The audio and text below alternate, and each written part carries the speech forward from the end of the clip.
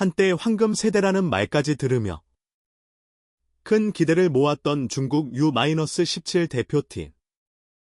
하지만 결과는 참혹했습니다. 아시안컵 조별리그에서 일찌감치 탈락했고 2025년 U-17 월드컵 티켓도 날아갔습니다. 중국 축구가 한참 키우고 있던 미래 자산이 눈앞에서 무너져 내린 겁니다.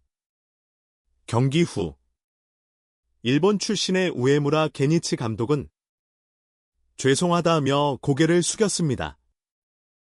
중국 언론은 대회 도중부터 그를 실패의 책임자로 몰았고 결국 모든 화살은 한 사람에게 쏠렸습니다. 그렇다면 정말 감독 한 명만의 잘못일까요? 중국 축구는 왜 이토록 무너졌을까요? 지금부터 함께 살펴보시죠. 중국은 이번 대회에서 개최국 사우디아라비아, 우즈베키스탄, 그리고 태국과 함께 B조에 편성됐습니다. 하지만 결과는 참담했습니다. 첫 경기에서 사우디에게 완패. 두 번째 경기에서도 우즈베키스탄에게 무너졌습니다. 이로써 조기 탈락이 확정됐고 마지막 경기인 태국전에서는 그나마 2대 0으로 승리하며 체면 7회만 겨우 했습니다. 결국 1승 2패, 조 3위. 이 성적으로는 8강 토너먼트 진출은커녕 2025년 피파 U-17 월드컵 본선행 티켓도 날아갔습니다. 이번 대회는 단순한 아시안컵이 아니었습니다. 카타르에서 열릴 월드컵의 아시아 예선이기도 했죠. 8강에 진출한 팀들에게만 주어지는 월드컵 출전권. 중국은 그 문턱조차 넘지 못한 겁니다. 한때 황금 세대라 불렸던 이 팀이 월드컵 무대를 밟지도 못하고 탈락했다는 건 중국 축구 유소년 시스템에 큰 물음표를 남기기에 충분했습니다. 경기 후 중국 U-17 대표팀을 이끈 일본인 감독 우에무라 게니치는 인터뷰에서 매우 씁쓸한 표정으로 입을 열었습니다. 롱패스가 나쁘다는 게 아닙니다. 상대 수비에 따라 숏패스든 롱패스든 합리적인 선택을 해야 합니다. 그런데 우리 선수들은 볼을 잡고도 도와주는 동료가 없었습니다. 이 발언은 단순한 전술 문제가 아니라 조직력 자체가 무너졌다는 고백에 가까웠습니다. 공을 가진 선수는 고립되고 주변 선수들은 움직이지 않으며 결국 롱패스밖에 선택지가 없었던 겁니다. 그는 또 다른 문제로 주전 선수들의 연이은 부상을 언급했습니다.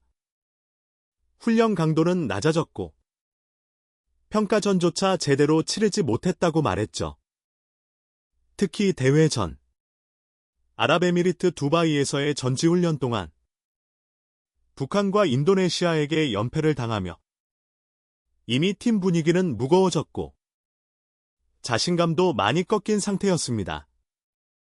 하지만 이런 설명에도 불구하고 중국 현지 언론의 반응은 냉정했습니다. 신화스포츠, 소후닷컴 등 주요 매체들은 대회 도중부터 우에무라 감독을 범인으로 지목했고 전술 실패, 훈련 방식, 선수단 운영 등 모든 책임을 감독에게 돌리는 분위기였습니다. 감독의 인터뷰는 어쩌면 선수들을 대신해 비판을 감수하려는 책임감일 수도 있었지만 중국 팬들과 언론은 그의 해명에 별다른 관심을 두지 않았습니다. 감독의 한숨과 사과는 그저 실패를 확인시켜주는 한 장면에 불과했을 뿐이었죠. 자, 그렇다면 이번 실패의 책임은 오직 감독 한 사람에게만 돌릴 수 있을까요? 우에무라 감독은 경기 후 이렇게 말했습니다. 중국 축구협회는 유소년 훈련에 힘쓰고 있지만 내가 기대했던 결과는 나오지 않았습니다. 이 말은 곧 훈련 방식과 환경, 시스템 전체에 문제가 있다는 뜻이기도 합니다. 실제로 중국 축구의 유소년 시스템은 오랜 시간 지적을 받아왔습니다. 수십 개의 축구학교가 만들어졌지만 현장 지도자들의 질, 선수 선발 기준, 체계적인 육성 플랜 모두 제대로 갖춰지지 않았다는 평가가 많습니다. 이번 대회에서도 그 한계가 여실히 드러났습니다.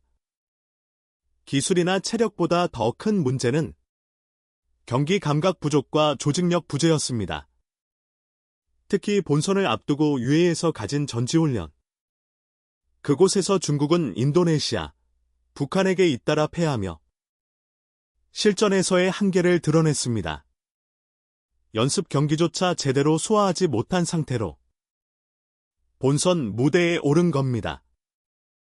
선수들이 경기를 치르며 얻는 경험은 훈련만으로는 절대 채워질 수 없습니다. 그런데도 경기 수 부족, 상대 약팀과의 매치, 실전 전략 부재는 반복되고 있습니다. 결국 이번 조기 탈락은 한 명의 감독이 아닌 중국 유소년 축구 전반의 총체적 실패를 보여주는 상징적인 결과인 셈입니다.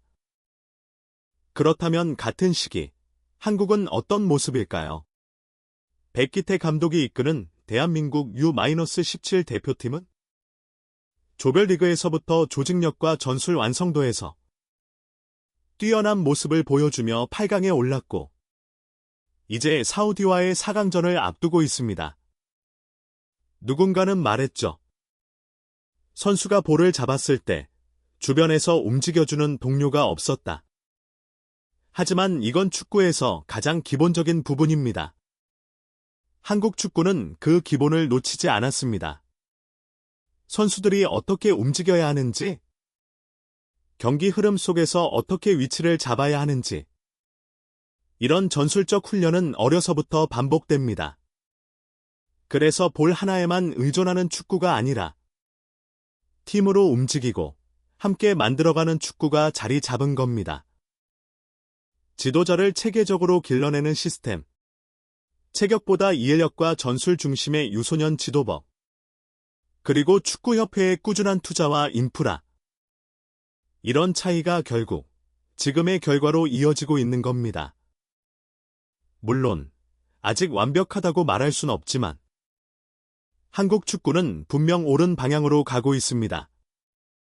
그리고 그 길의 끝엔 더 큰 무대가 기다리고 있습니다. 이번 중국의 실패는 단순히 몇 번 진 것으로 끝나는 이야기가 아닙니다. 그 뒤에는 오랜 시간 누적된 축구 시스템의 구조적 문제가 있었습니다. 우에무라 감독의 고개 숙임은 단순한 패배에 대한 사과가 아닙니다.